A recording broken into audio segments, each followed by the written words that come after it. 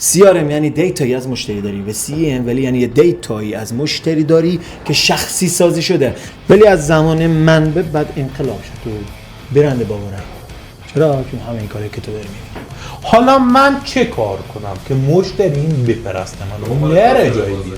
ما مغازه زدم مهندس 1000 نفر اومدن تو افتتاحیه و تو یک ماه اول ترکوندم کاملا همه همینا توی هست. چه گاه کنم که شلوغ‌تر شم و اینا ریزش نشته باشه؟ ضعف 90% فروشنده ایمان نداشتن به جنسشون. سلام، وقتتون بخیر. خوش اومدید به دوره ما. جلسه دوم ما هستیم و من امروز قول دادم که تمام دغدغه‌هاتون و تمام چیزایی که تو فروش مشکل دارید و تو همین جلسه این حرفا رو گوش کنید فروشتون 10 برابر میشه. قول میدم. چرا؟ چون فروش خودم 10 برابر شد و درست 10 برابر شد. این خیلی مهمه. من توی بره زمانی خیلی بد کار کردم. رفتم سمت بازاریابی، رفتم سمت رویا فروشی و تعداد قراردادهای زیاد بستم و شکست خوردم. تنها کسی که این وسط واقعا کمکم کرد مهندس باور این بود که امشب در خدمتشون هستم و من خواهش کردم که آقا بیاید تو این دوره و حیف حرفای شما را مردم نفهمن و الان حدود 1000 نفر داخل این کانال هستن و باید بفهمن این حرفا رو. بیاید بگید و یه جورایی این اطلاعاتی که شما دارید ارزشمنده و من استفاده کردم و نجاتم داده. شما بیاید و استفاده کنید و نجات پیدا کنید. میدونم بازار خرابه، میدونم حالا بده، میدونم چکادون برگه شده، میدونم قسط داره، ولی حیفه که من دارم تو پیجم میفروشم، افرادی که باشون کار کردم دارن تو پیجاشون میفروشن، خیلی ها هستن مهندس باشون کار کرده اصلا پیج ندارن دارن میفروشن و دوست دارن گمنام بمونه. آقا میگن نه ما نمیخوایم زیاد دیده بشیم، ما اون کاری که داریم میکنیم. من خواهش کردم بیان تو این دوره و این حرفا رو بشنوه شما که امشب میخوایم درباره‌اش صحبت کنیم که تو چه کارایی بکنی که بفروشی. چطوره مهندس؟ ارادت من خیلی مخلصم. دورت بگردم. ماشاءالله ماشاءالله تو جونتون سلامت باشید. دمتون گرم.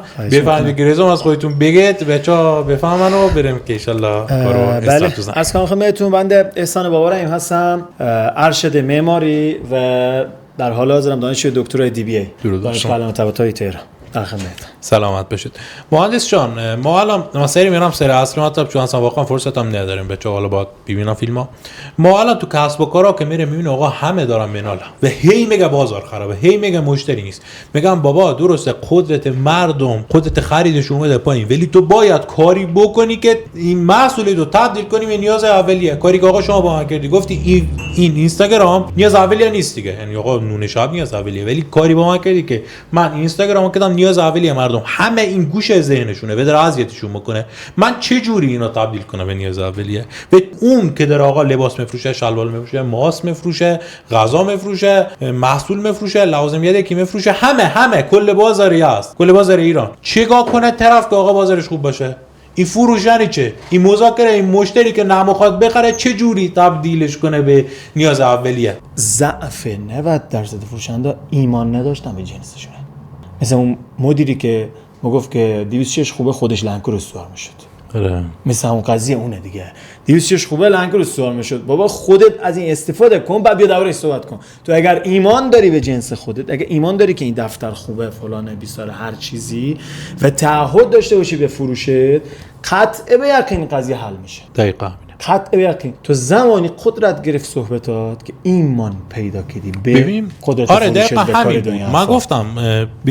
من گفتم آقا من 2 میلیون و 6 باز دید خورد فیلم کباب گودال گم 40 کی فالوور. اصلا اینجور چیزی تو مشتری ها معقول بود که اینجور تبدیل فالووری داشته باشم. آقا چرا؟ و دقیقاً فهمیدم. ما تو ترید بیل چیکار کردیم؟ رفتیم گفتیم آقا تو داری بیل معرفی میکنی، بیلو با درآمدش معرفی میکنی. مهندس ترکوند، یعنی این بیل این تومن درآمد داره، این بیل 20 میلیاردی این تومن درآمد داره. هر هزینه‌ای که میذاری چقدر برداشت میکنی؟ مثل که انگار داری پول میذاری سود میگیری. اگر تو بیا این گوشی‌ها معرفی کنی تو اینستاگرام هیچ کس ازت گوشی نمیخره. برو بگو آیفون 17 که داره میاد چه قابلیتایی داره. چرا 13 ترکوند؟ 13 فقط به خاطر دوربین سینماتیکش بود. به تمام. شروع این قضیه. چرا 14 نترکوند؟ چرا 15 نترکوند؟ حالا 16 اومد به خاطر تیتانیوم داره ترکون. ببین تو باید بگی جنست که میخره چه اتفاقی میفته، خدماتی که میخری چه اتفاقی میفته. حالا هی برو درباره محصول درست کن هی بذار، هی درباره محصول درست کن هی بذار. چرا منصور متفاوته؟ هر جا میری این منصور رو داری میبینی. منصور هیچ وقت درباره جنسی صحبت نمیکنه، میگه کیفیت وظیفه‌مه، حمل و نقل وظیفمه، چیدمان وظیفمه، کیفیت عالی، میز خوب، صندلی راحت وظیفمه. رفته رو چیزا دیگه داره منو. حالا هر چی میخوای برو در روی کیفیت صحبت کو. هی بگو جنس ها فلانه، هی بگو که جنس ها بیساره. اینا رو ما رد کردیم. ما اینا رو هشتم که رفتیم دنبال چیز دیگه. یکی از چیزایی که من به شما هم گفتم و خیلی ها میگم اینه، تو جنس تو از زمانی که میاد تو مغازه تا زمانی که میره طرف استفاده میکنه و پلنشو بنویس. سفر مشتری. خیلی از کسب و کارا این حلقه گم شده شونه. تو بنویس خب جنس اومد تو مغازه من اینجوری میفروشم، طرف اینجوری میبره خونش، طرف این کارو باش میکنه، این حرکتو میزنه، انسال میمونه و بعد زنگ میزنه باهات مثلا خدمات و تمام میشه. این برو تو ببین هر کدومش، حالا این آنالیز داره دیگه، هر کدومش چه کارایی اتفاق میفته. تو برگرد تو تایمی که داره استفاده میکنه، اگر استفاده جذابه براش توضیح بده. تو رستوران نشستی، غذا میذارن جلوت، 20 دقیقه میشه تا بیارن، این 20 دقیقه 20 ساعت میگذره. برو رو این 20 دقیقه کار کن. اگر موفق نشدی تو هر چی گفتی درسته. کسب و کارا من میدونم چه خبره. من میرم داخلش میبینم کجا لذته، کجا درده. دردا رو دست بذارید روش و سفر مشتریتون رو بنویسید. همه چی از اون جای آغاز میشه که تو وارد که میشه مشتری، تو آخرش براش نقشه میکشی. سفر مشتری تو نقشه‌ای که تو کشیدی، تو بگی مشتری کجا بره. تو پیجش هم همینه. تو پیج که میزنی بگو مشتری کجا بره. 3 تا پست اولی تا پین کن، هایلایت دو درست کن، عکس پروفایل تا درست کن، استوری تا ببینه، بایا تا ببینه، کجا بفهمه کجا بره، تو بایا بنویس کجا بره. واقعا همینه. تا چطوری طرفی که ناراضیه رو متقاعد میکنن، چطوری ابجکشن رو از روی میبره تو مذاکره؟ مثلا یه نفر ساختمونی میاد یه واحدی میخواد داشت کار بکنه، شما در آن واحد با 100 تا کسب و کار داره، تو کابینت کار، گچ کار، بله. مرکش، چطور اینا رو هم با میداری؟ هر کسی یه سبک مذاکره داره دیگه. چجوری بهش چیزی میگه؟ من سبک مذاکره داره درست که طرف سبکشو مشخص میکنه و الگوی رفتاری داره. ما الگوی رفتاری طرف من در آن واحد در میارم که من تو کلاس مذاکرم آموزش میدم. الگوی رفتاری و سبک مذاکره، این دو تا با متفاوته. اینا جعبه ابزاریه که هر کدومش یه ابزاریه تو این جعبه ابزار گذاشته شده. یعنی کابینت کار فرق میکنه، شاگردش هم فرق میکنه. باریکلا. ببین ما یه جعبه ابزار داریم با 3 تا چیز. یکیش اطلاعاته، یعنی تو باید یه سری اطلاعات داشته باشی. یکیش عرض کنم خدمتتون همین سبک رفتاری، سبک مذاکره و الگوی رفتاری. ما این 3 تا رو آموزش میدیم. خب این 3 تا آموزش میدیم، طرفو من آنالیز میکنم، در آن واحد و نسبت به خودش حرف میزنم. اول میام تو تیم او رو آروم میکنم، بعد خودم هر کاری میخوام انجام بدم. خب مثال رفتم توی یک ساختمون برای بازدید. دوستان بود گفت آقا بیا این ساختمون برق کشه فلان، اومده برق کشی کرده، بیا یالا نوراشو ببین، چون من توی نورم تخصص دارم. گفت بیا نوراشو ببین، بیا پیشنهادی به ما بده، بالاخره یک مشاوره به ما بده، اگر خرابه یا دو سه جاش میدونم خراب گرفتم علی من بیام، بالاخره طرف برق کشه جیب هم میگیره، کارم کار لاکچری بوده، طرف میخوام بگم من کارم من حرفه‌ایم. گفت تو خب بلد هستی اذیتم نکن، می‌خواستم نرم راستش. گفت تو خودی من میشناسم بلدی، بیا بریم. گفتم خیلی خوب بریم. رفتم وارد ساختمون شدم، دیدم مخکشه داره کار میکنه. گفتم به به استاد برقش چه خبر، خوبی فلان، گرم گرفتم. آدم‌های دقیق، اینا جزء افرادی هستند که دقیقن. حالا توی توضیحات بعداً اگر قسمت شد بهتون میدم. توضیحات دقیق، افراد دقیق با توضیحات از جنس خودشون بدی. 1 2 نیاز به تعریف بیشتر دارن. ابتدا گفتم استاد تو چطور این نورا رو زدی؟ خیلی خوب، کار سختیه. اول خب گارد داشت، یعنی خیلی با فاصله و بله چاکرم قومت. مثلا کسی که تو دی اومده چی بگی؟ ول کن بابا، ما خودمون این کار هستیم. مثلا به عبارتی مهندس مثلا اومده حرف بزنه، ول کن ما خودمون فنی هستیم، خاک و خوله فلانه، نه این تز دارن کلا فنی ها. آقا رفتم هی صحبت کردم باهاش، گفتم بابا خیلی مشکله. گفتم علی خیلی مشکله اینا بزنی که برق کشی گیر آوردی، دمت گرم. استاد برام ما هم کار میکنی، استاد سبک ما هم درست میکنی، کار ما هم اوکی میکنی. گفت که بله. هی کم کم نزدیک شد به من. ببین رگ خوابشو دست آوردم، سبکشو دست آوردم، کشیدمش تو تیم خودم. گفتم به نظر دوستا اینو که 2 تا اگه بکنیم 3 تا بهتر نی؟ گفت که چرا؟ اون نیاز به تحویل گرفتن داره. من تو مذاکره رو بلد نباشم، نمیدونم تو چه تیپ آدمی هستی که باید رفتار کنم. فروش بلدم، حله. فروش برای من که استاد فروشم جواب نمیده. تو تکنیک میزنی بهت میخندم، بالا نشونم ده. میگه من رفتم کلاس فروش. چرا؟ چون مذاکره بلد نیستی، چون منو آنالیز نکردی من کیم. صرفا داری تیک بزن. رفتم تو یکی اینم بهت بگم، به دلیل مذاکره یکی از کارگاه سیستم‌های کارگاهی که ما داریم، مذاکره یکی از کارهایی که باید یاد بگیری میدونی چیه؟ تو مذاکره و فروش البته باید بری تخفیف بگیری. هر جا میری تو تخفیف بگیر. من به همه بچه‌ها میگم، من تو عوارضی تخفیف گرفتم. عوارضی آقا نمیشه تخفیف بهم بدی؟ برای تمرین خودم. تو اگر تونستی تخفیفم گرفتم. این تو پولم نگرفت. کل عوارضی رد شدم رفتم. کار ندارم. ببین تخفیف گرفتم یکی از ترفندا. چرا؟ تو باید با سبک اوبر جلو باید خودت خورد کنی تا بتونی بسازی، تا جدید یاد بگیری.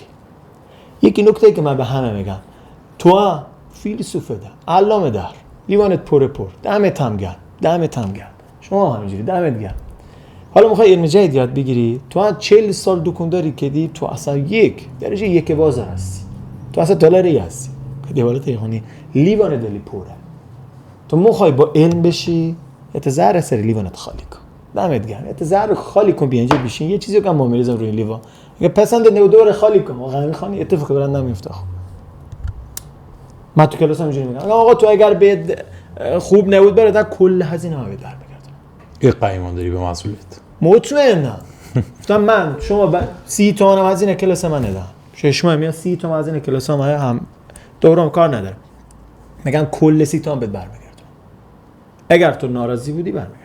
فقط اولی که میشین تو کلاس من این لیوانتو خالی کن خواهشم. گارد نداشته باش. لیوان خالی کن. هر چی بهت میگم عمل کن. تو اگر آیدی برات نداشت، اگر DX این در نیاوردی، هر چی خواستی ببرن که با این تکنیکایی که من بهت میگم. الان میگه مثلا داریم تو یکی جمع هست میگه مهندس اینو خوشگفتار نیست. حالا یکی از تکنیکا الگو خوشگفتار میگم چرا میگه حله خوشگفتارا. مثلا یکی از تکنیکای ما خوشگفتارا 50 دقیقه بعد گفت خنده کنی باش 10 دقیقه آخر بفروش تمام. حالا طرف میریم نشستی تو با این نگاه ساعتت میکنی، هی با خوشگفتار نگاه ساعتت میکنی، تمام مذاکرات قطعا نمیشینه، قطعا تو به فروش متعین نمیشه، تمام شد رفت. شخصیت طرف بهش نیست. و یک سری چیزا هم داریم به اسم یک سری چیزا هم داریم به اسم آداب معاشرت و تیپیکال شخصیتی. تیپ و ظاهر به شدت مهمه. آقا به شدت مهمه. تمام شد. تیپ ظاهری آقا من اینو گوش حرف نمیکنم. تو اینو گوش حرف نمیکنی از عمدم دارم بهت میگم. ولی من میرم تو جمع ساعت 20 میلیونی دست میکنم. 20 تومن پول دادم فقط به خاطر همین. جایی که باید دست کنم دست میکنم. ولی پول دادم بابت این. نه من زیاده شدم این کواله سر قضیه. یکی از تجارای عرب تو سایه سر بده. ساعت رولکس دست بشه. لباس بیرون تنت باشه. بعضی جا باید دست کنی. تصویر درون و تصویر بیرون تو باید درست کنی. نگاه میکنه دست ببینه چی دستته. آقا داری چه کار میکنی؟ داری تو 500,000 دلار قرض. من کلا فخر فروش سعی میکنم نباشم ولی اینا جزء تکنیک. جایی بوده من ریموت ماشینو انداختم رو. از عمد مندازم رو. از عمد مندازم رو. اصلا ماشین هیچ چی نکنه ولی میذارم رو. تکیوک میکنم. خب چه خبر خوبه؟ بعد از یه جایی بعدم که متوجه شدم کامل دیده بعدی کام کنم. این چرا اینجا؟ یعنی من نمیخواستم رو کنم، میکنم تو جیبم. یعنی دیگه تمام دیگه تو دیدی دیگه. این آدم تو 90% مذاکره ما پشت ما در اومده ببینه ماشینم چه مدلی از BMW. من توی یه سری از چیزا میگم CRM داریم و CEM. CRM یعنی دیتایی از مشتری داری و CEM ولی یعنی یه دیتایی از مشتری داری که شخصی سازی شده. من حتی شاگردم شخصیش میدونستم آدم سوزمه. من گفتم آدم میخوای برات بخرم، نه آدم میخوام بشم تو ماشینش. کیف میکرد. تمام افرادی که سر پروژه مهندس هستن به داره باشه کار میکنه مهندسان میپرستن و همش هم مدیون تجربه و آموزشایی که دیدم. حالا من چه کار کنم که مشتری این بپرسته منو نره جای دیگه بیره 1000 نفر دیگه ورداره بیاره؟ من چه کار کنم؟ من کردم روشم بهم گفتم حالا به مردم ببین حس خوب تو باید حس خوب نسبت به خودت و کارت داشته باشی تا بتونی حس خوب به طرف مقابلت انتقال بدی. من اینا رو همش از پدرم یاد گرفتم. تجربیاتم کامل از پدرمه. پدر من اینجوری بود. شما یعنی امکان نداره همین الانشه که مثلا برخی زنگ نزنه بام کل اول دقیقه اول دارم بام میخندم فقط. منم همینم. دقیقه اول دارم بام شوخی میکنم بعد میگم خب حالا فلانی فلان کار بکن. میگه حل مهندس هر چی شما بگی چشم. ببین اینو من از بابام دارم. بابام میگم چرا اینقدر دارم با مثلا فلانی شوخی میکنه؟ چرا اینجوری میکنه؟ رفاقتا، نه که از آمریکا رو بکنیم، ذاتا سبک مذاکره ما اینه. و الان رسیدم به نقطه که الان با مشتری باید آشنا بشی، باید با مشتری رفیق، باید CEM داشته باشی، باید روابط شخصی سازی شده ای داشته باشی، نه اینکه همراهش مناجی بره خیلی بکشی. نه این بحثم این نیستم. تو فضات که میاد اگر مشتری دائمته، اگر میخوای حفظش کنی، یه سری چیز اخلاقیات داره، یه سری چیزا رو دوست می‌داره، یه سری کارا رو دوست می‌داره. خب به محضی که رفتی اونجا باید بار دومی که میاد این کار براش انجام بدی. نمونه رفتم تو قهوه فروش، یکی از قهوه فروش دوستان نور قهوه گرفتم، یکی دی از دوستان اومد کنارم، دیدم این شربتی که براش گذاشت توی لیوان بزرگ تا دادش، یه لحظه نگاش کرد، گفت تو بودی خوش شربت بیشتر می‌خوردی دوست داشتی؟ گفت آره. گفت هنوز یادته؟ گفت آره. کیف کرد طرف. این کار خاصی که یه چیزی یادش موند. من تو تکنیکای مذاکرم چیزی که یاد میدم، میگم آقا مثلا یکی از کارهایی که میگم بکن با مشتریت، نه میگم برو رفیق جون شو، چون دیگه هی آخر کار اذیتت میکنه خیلی وقتا، ولی یکی تکنیک، یکی ریزکاری ازش در بیار، ازش دربارش استفاده کن. دکتر دستشیر اومد تو جلسات نشست که من نوخامه ای دوست دارم. دو جلسه گفتم خاطر تو نوخامه است. میرفتم نوخامه میگرفتم فقط به خاطر او.